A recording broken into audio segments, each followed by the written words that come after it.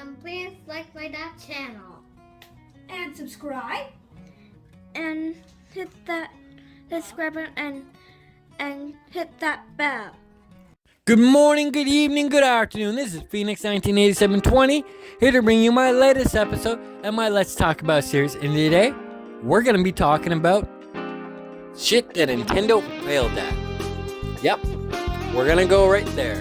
Products that Nintendo put out that just didn't work with the rest of the world. But hey, who can I say? I'm just one guy doing this little video for you guys. So we're going to start off with the Nintendo Satellite TV. Yes, in the 80s, Nintendo came out with Nintendo Satellite. Great idea, brilliant idea, it just did not really work.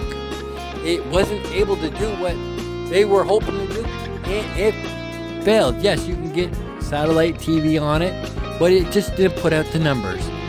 It was an excellent idea, it was ahead of the time for a lot of companies.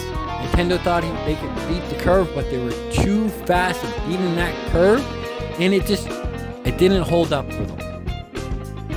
So that's one thing that Nintendo failed, was the Nintendo Satellite TV. Next, we're going to move on to the Nintendo-Sony partnership.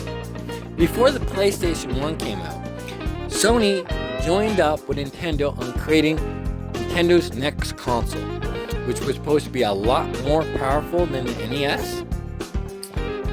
And it was a great idea. You got the best of both worlds. You got a disc drive in there, play music, and you also had cartridges to go into. It was called the Nintendo Sony PlayStation. Great name.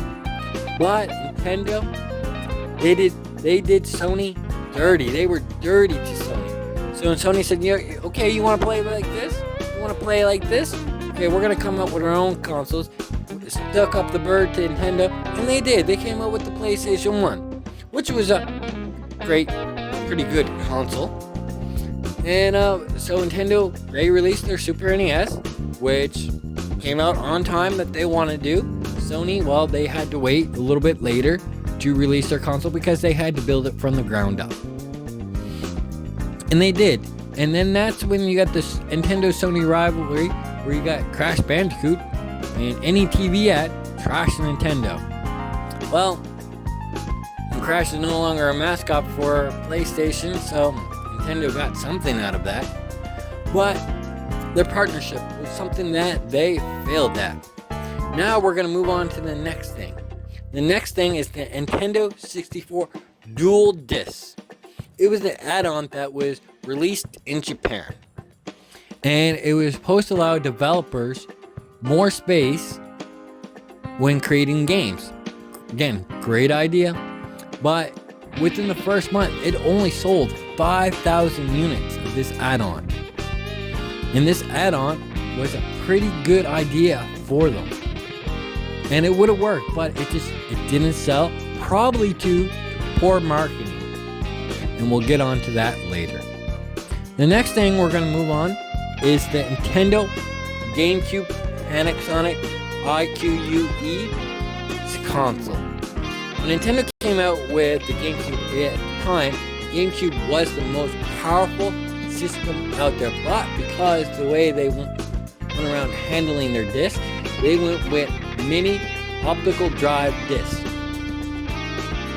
And it could not hold as much as the PlayStation 2 disc could. Now saying that, Panasonic went up to them and said, yo, let us help you build your next console. It's going to be GameCube style, but it's going to be even better.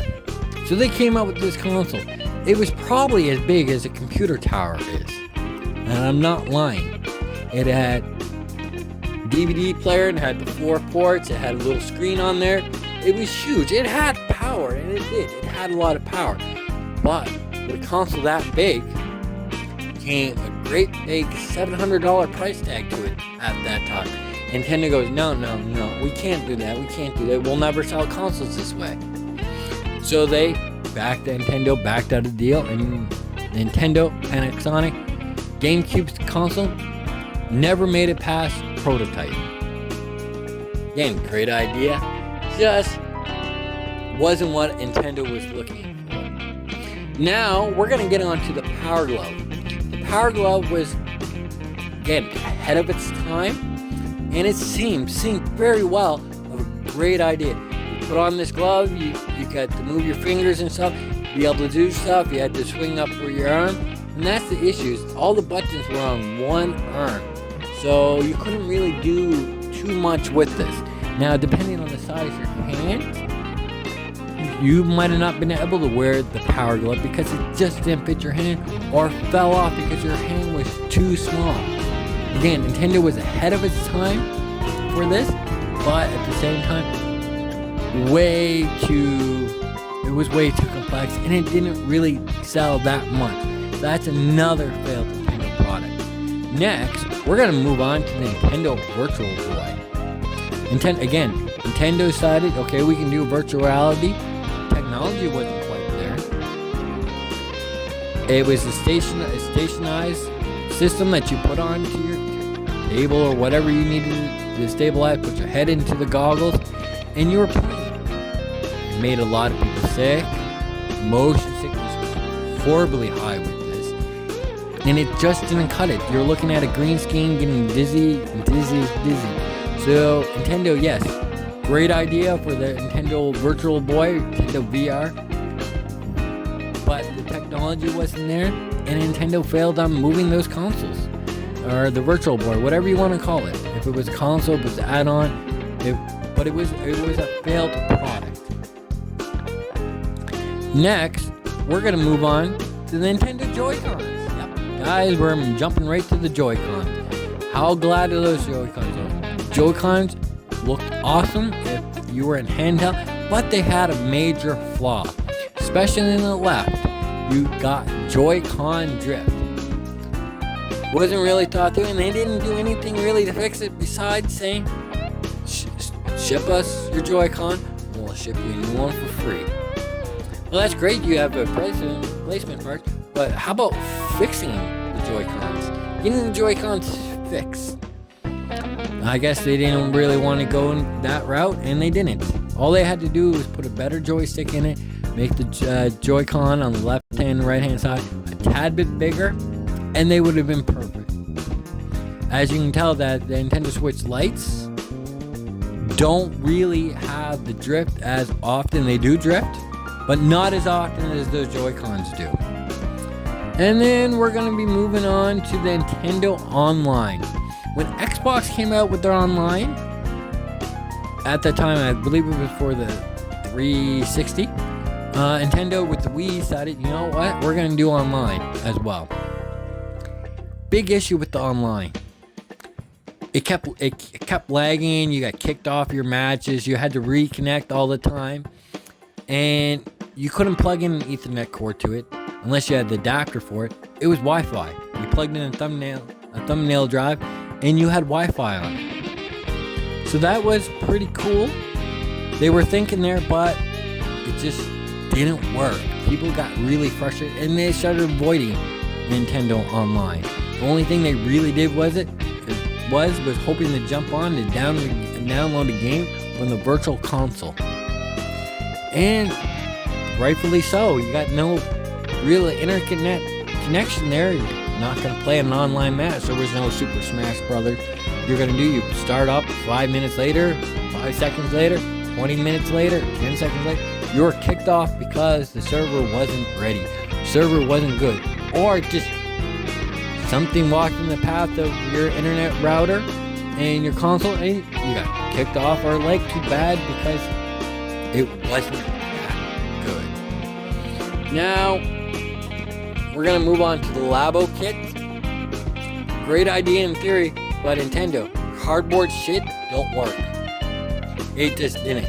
They've stopped making the Labico stuff because they couldn't sell it. They weren't able to do anything really with it. Great idea. Do it yourself. Do-it-yourself art stuff for the Nintendo. Great. You make a fishing rod, a piano that worked, the remote control. Yeah, you had the Nintendo Switch virtual reality kit there. Play that. But it was all cardboard. You have kids, young kids, they destroyed it. You had animals, probably destroyed it. They should have came out with solid plastic, something that had durability, not something that you put down and you sat on it or hold it wrong, it broke in your hand. Lab coat is great idea, just wrong product. Cardboard doesn't work, guys. Stop being cheap. And the next one I'm gonna go with is the My Nintendo Rewards. And I don't think a lot of you guys would remember that Nintendo did the Nintendo Club, which is freaking awesome because you get those little codes, you type them into the computer, and it gave you points. And once you had points, you got really cool stuff. But they decided to small set, and they went with My Nintendo Rewards. Well, I've stopped collecting rewards because everything on there is shit. I'm not gonna lie. You use your coin up there and you get a screensaver, background, 10% off of the game, 5% off of the game. But there was no real thing. You couldn't get like t-shirts, and then t-shirts or anything like. Then they started introducing that. Problem with that was they were constantly out of stock, or excuse me, out of stock, or if it was in stock, you waited so long trying to get it. By the time you got it, it was out of stock, and they weren't producing anymore. It was a limited time offer for the keychains, the Mario paintings, the car things, the cups, the cup holders, the whatever they had. They never had, but guaranteed that you have a screensaver. You got the screensaver because it was a digital thing. It was garbage, nowhere near how great the Nintendo Club was. Nintendo Club was awesome. I wish they would still have that around. The My Nintendo Rewards is horrible, or they had to do better stuff and have more stuff in stock for the fans. The next thing, and it's the last thing I'm going to be talking about, is Nintendo Wii U. And before you start with me on the Wii U, I just want to say this. I'm not talking about the console. The console was an awesome console. I'm talking about the marketing that went behind the console. The marketing was horrible, and I understand why people did not purchase it, because they didn't announce this as a brand new console. They announced it as a brand new controller. Nobody's gonna pay the $300-400 for a controller. But if you would have marketed it as it's a console, then you would have got a lot better feedback, and you would have saw people, because it would have sold a lot better than the 13.5 million units it sold worldwide. It was awesome. I loved it, and I loved that the fact was it allowed me to play the console off screen. I can just sit there, lay on the couch, lay on the bed, play Call of Duty, Black Ops 2 at the time, and other great games like Batman City, Batman Origins, and etc. But the marketing for the console is what killed it.